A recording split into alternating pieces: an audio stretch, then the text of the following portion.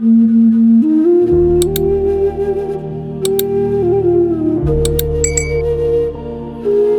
the heart of Afikpo North LGA, Ebonyi State, nestled among rolling hills and sacred groves, lies Unwana, a town once draped in the regal aura of vision, sacrifice, and divine protection. It is the birthplace of one of Nigeria's greatest sons, Sir Akanu Ibiam, born on November 29, 1906, into the ancient Ibiam royal lineage, a dynasty revered not only for kingship but for spiritual authority, generosity, and unwavering moral code. Before he ever bore the crown of Unwana or governed the eastern region of Nigeria, Akanu Ibiam had walked paths no man had walked. Educated at Hope Waddell, King's College Lagos, and finally the prestigious University of St. Andrews in Scotland, he returned to Nigeria in the 1930s not to chase wealth, but to serve. He became a renowned medical missionary, healing the poor and forgotten in ITU, Ubiro, and Abariba. This story is proudly brought to you by Akaamovie. Please subscribe to my YouTube channel at Akaamovie for more updates. In 1960, his service earned him national recognition when he was appointed Nigeria's first indigenous governor of the Eastern region, a position he held until the military coup of January 1966. Despite political storms, he remained grounded in the principles of peace, justice, and the quiet power of servant leadership. In 1983, decades after his national service, the elders of Unwana, recognizing the depth of his wisdom and spiritual presence, conferred on him the title Iziogo Iziola of Unwana, king and spiritual father of the land. That coronation was unlike any other.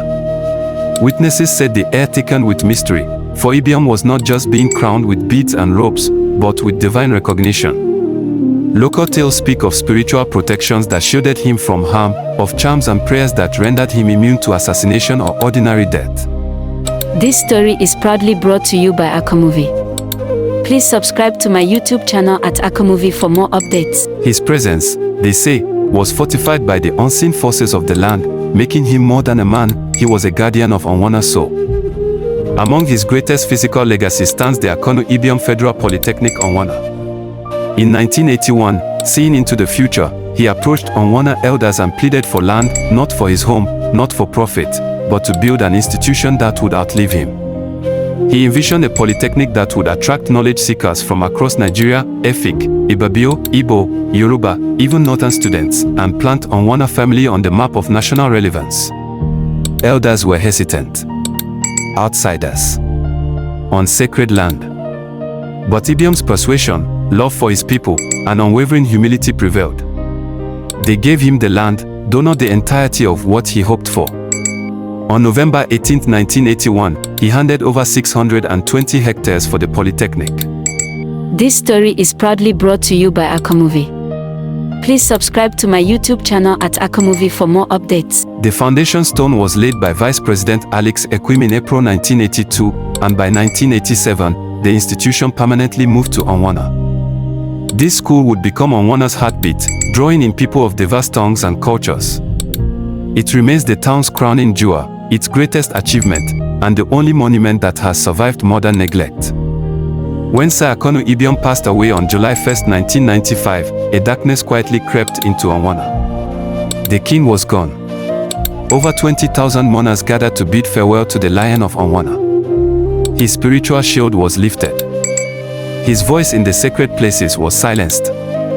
His son, now living abroad, showed no interest in continuing the royal legacy.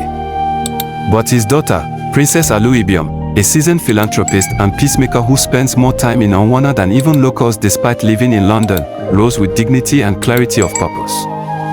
She took up the mantle of regency, standing as custodian of the throne.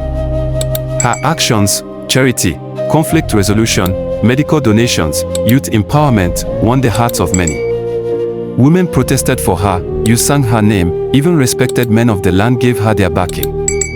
But the elders, bound tightly by tradition and ancestral spiritual codes, refused. A woman, they insisted, cannot rule Unwana. A queen cannot enter the sacred groves. A queen cannot speak to the gods. A queen cannot bear the spiritual weight of the land.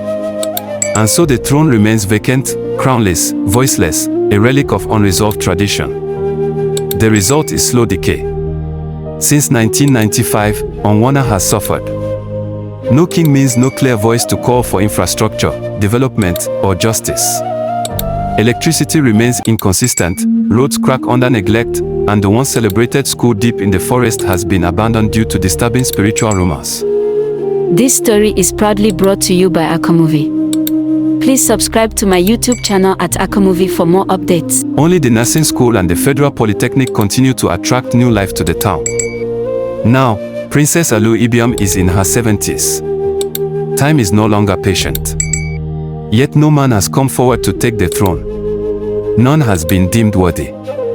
The town watches and waits, torn between age-old laws and modern realities, between tradition and legacy.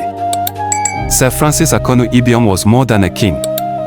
He was a bridge between the past and the future, between art and spirit, between leadership and humility. His story is carved into the stone of Unwana's destiny. But the final chapter remains unwritten. The throne still stands, cold and empty.